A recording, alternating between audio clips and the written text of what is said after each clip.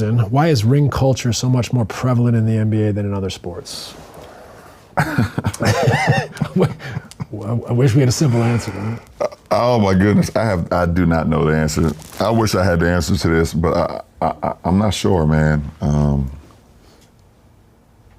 It's funny, yeah, I don't know.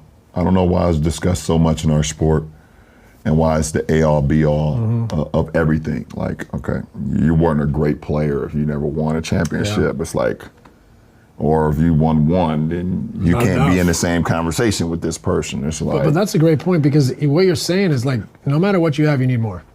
No matter what. Right. No matter what, like it never ends. Yeah, right? I don't know, man. It's just like you sit here and you tell me, you know, Allen Iverson and Charles Barkley and Steve Nash, you know, are fucking wasn't unbelievable. Like, oh, they can't be talked about or discussed with these guys just because this guy won one ring or won two rings or one, like, it's just weird to me. It's like saying Peyton Manning can't be in the same room with Brady or Mahomes because he only has one ring. LeBron James here, man. LeBron James, I see what you're trying to do. And this is the crazy thing about his podcast. I thought Mind of the Game was like X's and O's breaking down schemes, you know, breaking down basically, you know, schematics and in-depth adjustment, just doing things what Kobe used to do on his podcast where he used to break down plays and schemes. It's basically turned into LeBron James propaganda podcast, his agenda podcast, right?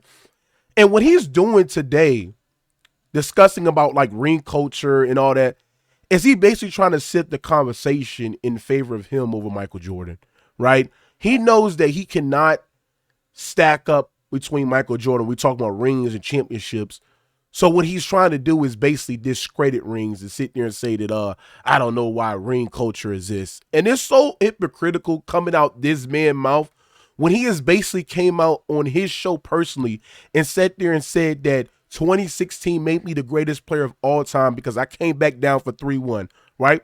So how did that one ring sit there and have you blow past players like Shaq, Kobe, Magic, Kareem, Jordan, many other all-time great players for that one ring? How did that one ring justify you being the greatest basketball player of all time if ring culture and the way that we measure rings and greatness is invalid and you don't know why it does that? Like, it's so hypocritical on this point.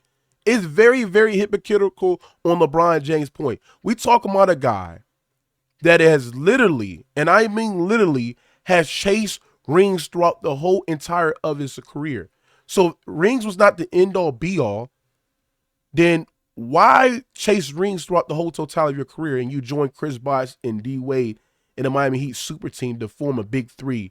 Why? Because you know that your career ain't set if you're not winning a championship. So I don't know what LeBron James talking about. And he talking about sitting there saying that Allen Iverson, Charles Barkley, and all these other players weren't great because they didn't win a ring. Bro, those players are great.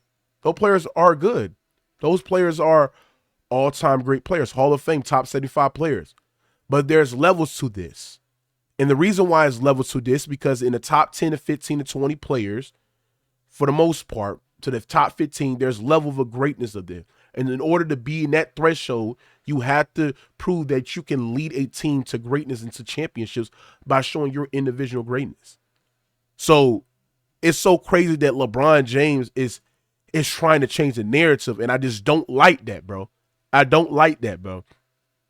Basketball, you can control both sides of winning, offense and defense, right? You can score the ball offensively. You can get stops defensively. You can get steals defensively, which the buzzword to is defensive playmaking, which you can create open buckets for your team to be able to score. So that's why rings is held to a high regard in basketball, because you control both outputs of winning, offense and defense.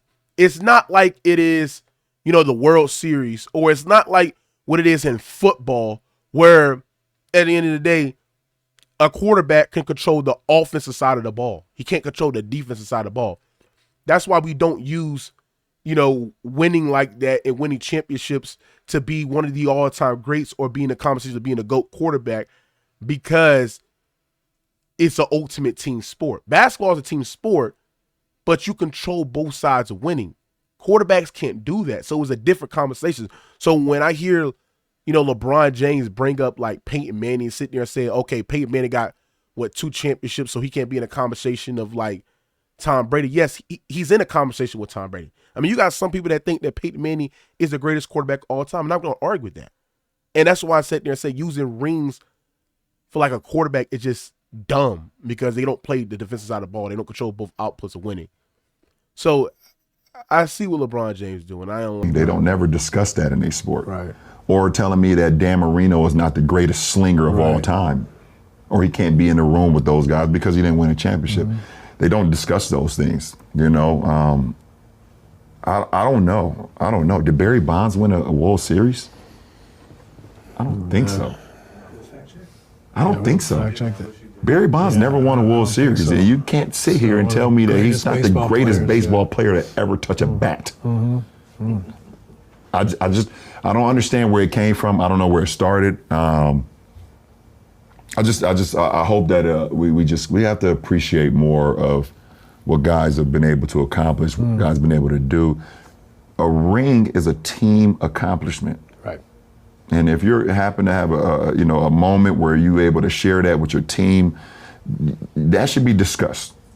This team was the greatest team, okay? Or that team, you can have those conversations. But like trying to nitpick an individual because he was not able to win a team game or a team match or whatever the case may be. I don't know where it started. It's just it's a long conversation, especially when it comes to me individually. It's just so weird. It's so weird. LeBron James is not wrong when he's discussing about the rings and like it's not the only thing that matters. But he's capping because he spent his whole career chasing them, building narratives, judging other players by them until the standards basically no longer favor him, right?